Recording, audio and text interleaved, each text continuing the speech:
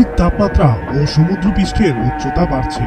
নিম্ন উপকূলীয় শহরগুলি ইতিমধ্যে ধ্বংসাত্মক বন্যার সম্মুখীন হচ্ছে এবং ক্রমবর্ধমান জোয়ারের বিরুদ্ধে লড়াই করার জন্য সৃজনশীল সমাধানের একের পর এক বাঁধ নির্মাণ করেছে শক্তিশালী দেশগুলি, যা নিম্নাঞ্চল দেশগুলো ছাড়া পরিবেশের দিক দিয়ে দিন দিন ঝুঁকিপূর্ণভাবে এগিয়ে যাচ্ছে।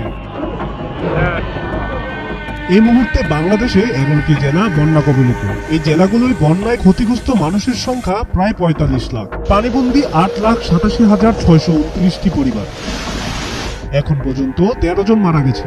আকস্মিকভাবে বিনা নোটিশে ছাড়া ডোমপুর বাঁধ খুলে দেওয়ায় বাংলাদেশের এই বন্যা সৃষ্টি হয়েছে।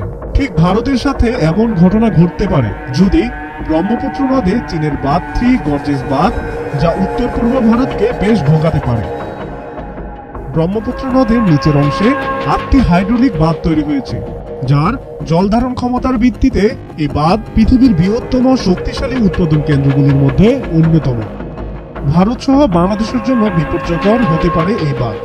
ভারতের ফারাক্কা বাঁধের চেয়েও ৪ গুণ বড়। চীনে ইন্ডিয়ার মধ্যে যেসব বিষয় নিয়ে আলোচনা হয় তার মধ্যে চীনের এই বাঁধের ইস্যুটি এখন ভারতের সবচেয়ে ভাবনার বিষয়। তবে থ্রি গর্জেস বাঁধ শুধু শক্তি উৎপাদনের মাধ্যমে নজর কাড়েনি, পৃথিবীর আহ্নিক গতি পরিবর্তন থেকে শুরু করে পৃথিবীর আকৃতিকেও বদলে আনে এই বাঁধ। থ্রি গর্জেস বাঁধের কংক্রিট স্যুট, স্লিপওয়ে গেট সহ নানা জরুরি ব্যবস্থা নেওয়া হয়। এই বাঁধ নির্মাণের কাজ সহজ ছিল না। ৩২টি টারবাইনের এক একটি মোট ৭০০ মেগাওয়াট শক্তি উৎপাদনে সক্ষম। এমন টারবাইন ব্যবহার করা হয় থ্রি গর্জেস বাঁধে। এছাড়া থ্রি গর্জেস বাঁধে বিদ্যুৎ উৎপাদনের ক্ষেত্রে বেশ ভূমিকা রেখেছে।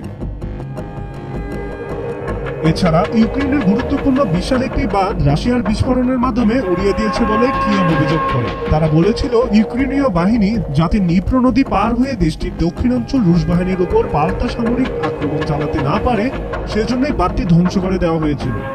বাঁধটি বিধ্বস্ত হওয়ার পরপরই আশেপাশের এলাকায় বেশ কয়েকজন মানুষ হতাহত হয়। তাই বলাই যায় প্রতিটি বৃহৎ বাঁধের সাথে পার্শ্ববর্তী দেশের অবস্থান টিকিয়ে রাখা খুবই দুষ্কর।